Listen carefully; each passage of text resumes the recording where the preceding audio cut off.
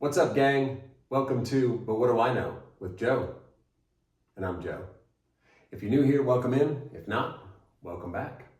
Thank you for joining me as we recap, relive, and otherwise get into Phish's performance at Merriweather Pavilion in Columbia, Maryland, this Sunday, July 19th, 2026. So Merriweather Pavilion, famed amphitheater, lots of great shows there. They played one last night that was absolutely incredibly good, my humble opinion. That was a blistering show, and I feel it set a pretty high bar. So what say we talk about it?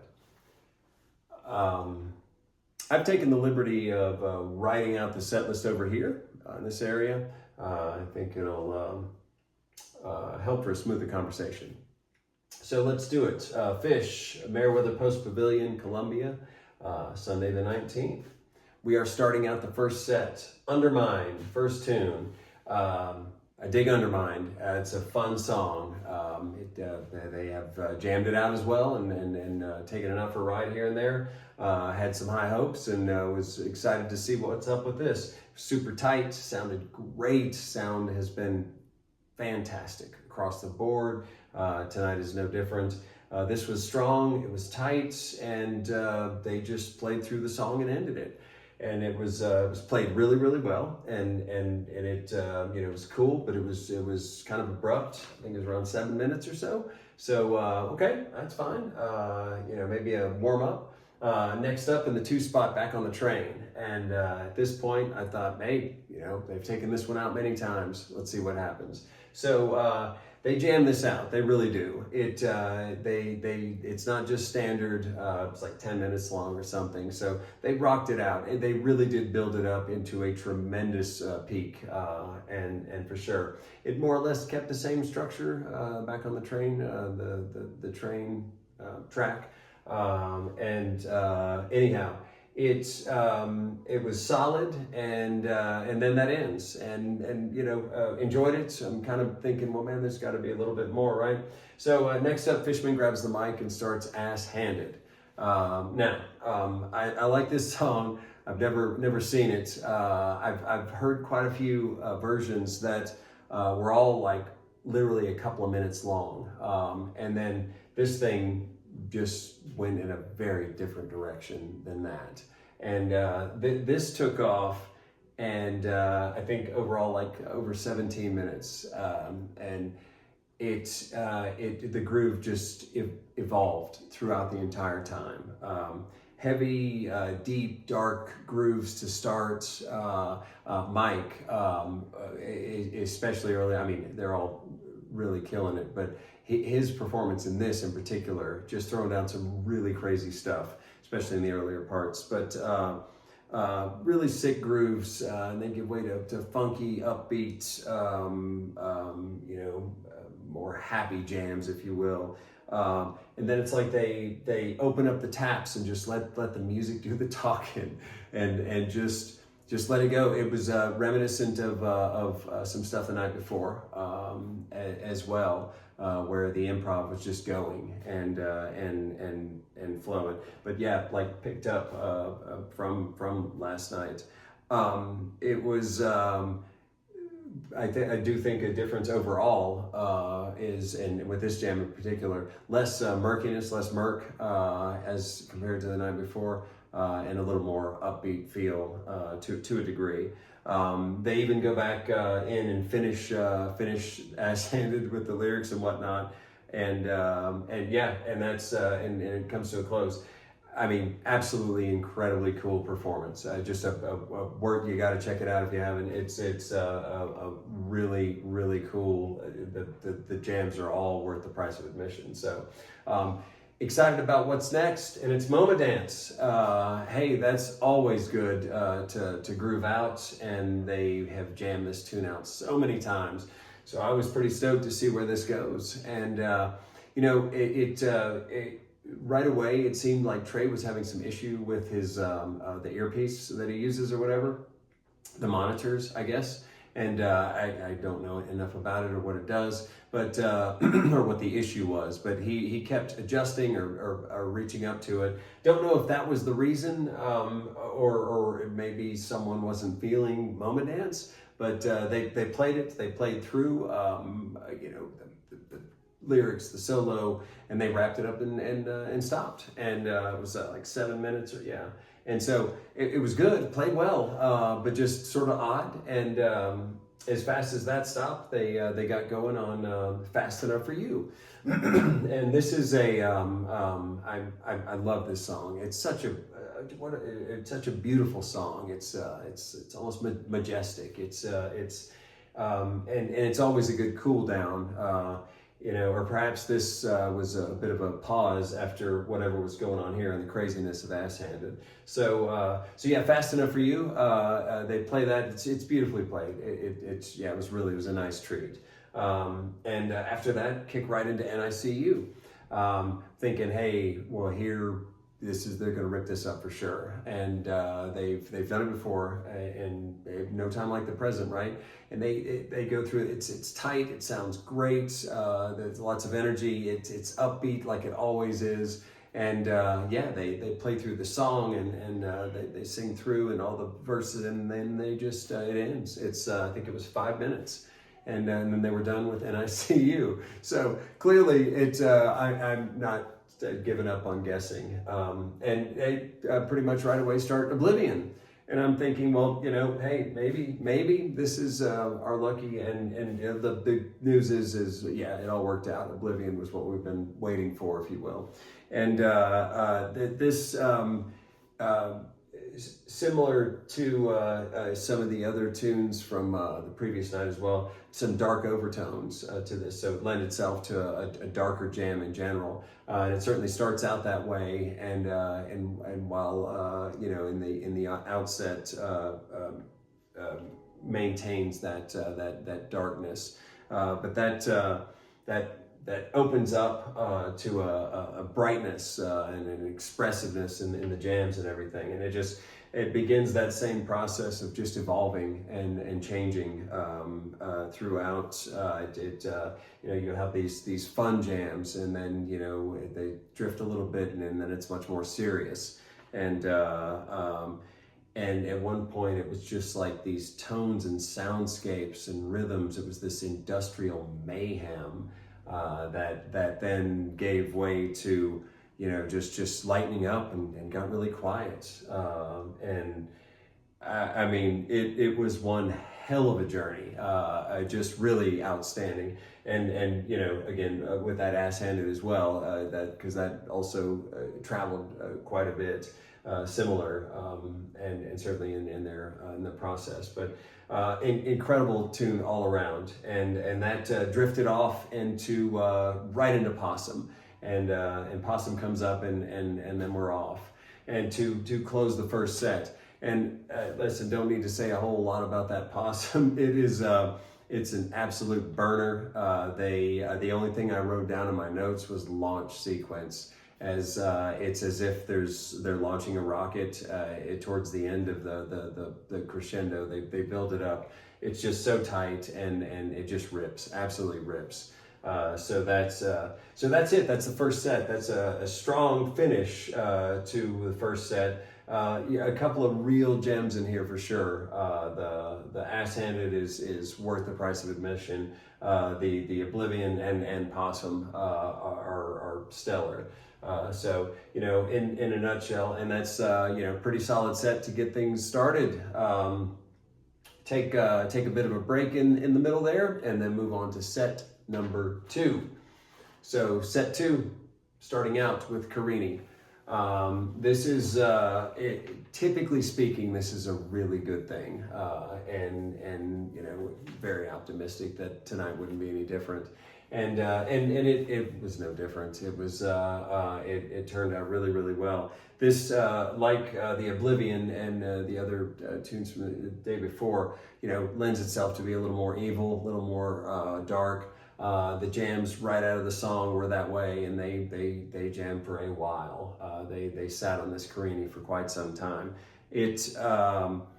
it started out dark like that, but it reached a point then where they reached this funky interlude where the band was there, and it's as if they were trying to choose which path they were about to walk down. It was throwing down just insane grooves, and then getting locked into those grooves, and then together exploring as one, just shifting effortlessly from one as a whole unit, into new sounds and new feels, or just whatever, and just watching this unfold, it was truly stupendous. That I felt that was just a phenomenal performance. There were times it was just overt outer space noises, and which I don't know what that actually sounds like, but like I've seen in the movies, I guess, and it's and then that would drift into something that was just super bright and happy. Anything goes. Again, reminiscent of the night before, and just this was over 40 minutes long. They just kept going, and really, as I feel, they just let the music do the talking, and towards the end, I felt it reached this peak, this plateau, and just this massive peak, and then just drifted back into and they finished the song. Absolutely phenomenal performance, really amazing. I don't think it could be overstated how incredible that Carini is. So excited to see what's next, and No Man's Land. So they kick right into that. It's as most of the songs, it's tight and just they're on it, and not certain again if someone had an issue with the tune, if they just weren't feeling it, or perhaps there was a time concern, as we had just gone 40 minutes in Carini, but as fast as No Man got there, they pulled the plug, and it was done. It rather quickly drifted into Beneath the Sea of Stars. So again, not certain what the it was played similar to like the Moma Dance and maybe the NICU, where it just was super concise. And so, like I said, don't know who knows what the reasoning behind it. But anyhow, move into Sea of Stars, which I really like this song. It lends itself to having these Grateful Dead-esque jams and just outer space, and it's typically you're in for a good time. This was beautiful in the beginning, and then it actually started in complete darkness. They shut all the lights off, and just listening to them construct the jam as it moved forward. And it became very, very Grateful Dead-esque. It was the jams were sick.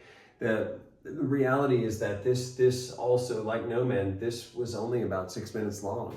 It I feel could have developed in so many different directions. Coulda, shoulda, woulda. It is what it is.